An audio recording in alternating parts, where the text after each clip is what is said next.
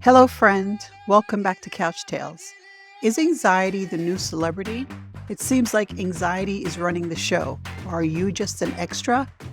Anxiety is everywhere. It's trending. It's basically an influencer at this point. And the worst part, it didn't even have to audition for the role. If you've ever felt like your brain is a browser with 47 open tabs, or you've lain awake at night replaying that one awkward thing you said 3 years ago, welcome to the club. Our brains are wired to assume danger even when the reality is boring. My anxiety dragged me through a soap opera of doom over nothing. I was sweating in places I didn't know I could sweat. Okay, I didn't actually die, obviously, but it felt like I might. Anxiety isn't just making a cameo in our lives anymore. It's got main character energy. But why? And more importantly, what can we do about it? Stick around because today we're unpacking the psychology of anxiety, why it exists, how it messes with us, and most importantly, how to tell it to calm the heck down. You won't believe the ending. Seriously, it's like a plot twist in a bad reality show. Hello, friend. Welcome back to Couch Tales, why we do what we do, the place where we dive into the funny, sometimes not so funny psychology of what makes us tick. I'm your host, Analia, and today we're talking about the biggest uninvited guest in our brains, anxiety. Spoiler alert, it's been around forever. It's not new. Cavemen had it. Your great-great-grandparents had it. Only difference, now it's got Wi-Fi. So let's break it down. How anxiety sneaks in, how it takes over, and how to kick it out of the VIP section of your brain. Let's go. Story number 1. The time I almost canceled a date over a text. So picture this. I finally say yes to a date. Guy seems great. He's funny, smart, doesn't text exclusively in emojis. All good signs. Then he texts, "Can't wait to see you." My brain, oh no. What does that mean? Is he excited? Is he nervous? Is he secretly an alien trying to lure me into a spaceship? So what did I do? I considered canceling, not because I didn't want to go, but because my anxiety went full Hollywood disaster movie on me. Behavior breakdown?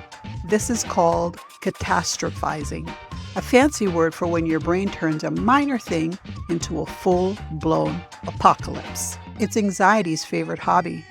Psychologists have studied this for ages. Turns out, our brains evolved to detect threats, which was helpful when we had to outrun lions, not so much when it's just a text. Story number 2. The family group chat meltdown. The family group chat. A place of shared memories, questionable gifts, and unexpected anxiety spirals. One day my mom texts, "Call me when you can." No period, no exclamation point, just that. My brain immediately jumps to, someone is in the hospital. I forgot somebody's birthday. I'm being written out of the will. Finally, I call her. She just wanted to ask if I still liked pineapple on my pizza. That's it. My anxiety dragged me through a soap opera of doom over nothing.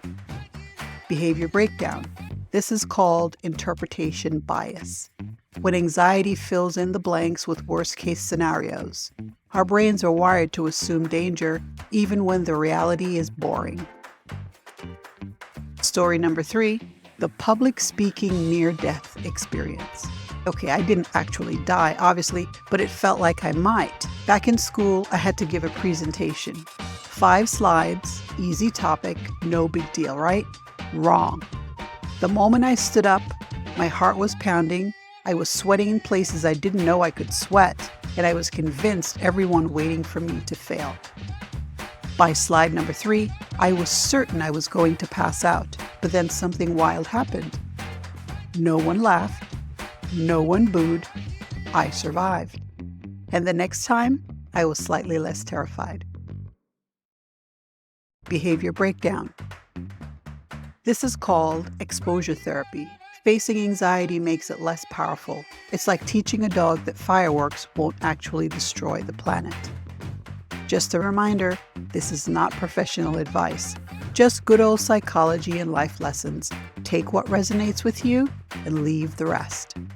So how do you fire anxiety as your life's director? How do you keep anxiety from stealing the spotlight? Try these. Number 1, fact check your thoughts. Anxiety lies a lot. When your brain says, "This is a disaster," ask yourself, is it really? Most of the time, it's not. Number 2, breathe. Yes, really. Deep breathing slows your nervous system. Try 3 sharp inhales through your nose, holding it for 1 second, and then exhaling deeply through your mouth as if you're blowing out 100 candles on your birthday cake. Slow and deliberate. Science says it works. Number 3, name it. Literally say, "Oh, hey, anxiety, I see you. You're being dramatic again." Sounds silly, I know, but it stops anxiety from running the show. And number 4, expose yourself. No, not like that. Keep your clothes on, but face your fears in small doses. If public speaking scares you, start with talking in a mirror. If big social events scare you, go for only 30 minutes. It gets easier, I promise. Thank you for hanging out on the couch. If you're still here, first let me say appreciation points go to you. You've just leveled up your psychology knowledge. If you haven't already, go ahead and hit that subscribe button and turn on notifications so you don't miss future episodes. Anxiety is a terrible director. Look, anxiety thinks it's in charge, it's loud, it's dramatic, but guess what? You are the producer. You get to call the shots, and when anxiety tries to take over, roll the credits. Before you go, one last thing. Now that you've got anxiety's playbook figured out, there's one more trick that takes it to the next level. Almost nobody is talking about it. In the next episode, I'll break it down step by step so that you can see massive changes in your daily life. Click here to listen now. All right, that's it for today's episode of Couch Tales Why We Do What We Do. I'm your host, Analia. If you like this episode, take a moment to follow us, subscribe, and share it with a friend who might need to hear this now. And drop a comment. What's the funniest thing anxiety has ever made you panic over? Until next time, friend, stay curious, stay kind, and don't let anxiety win an Oscar.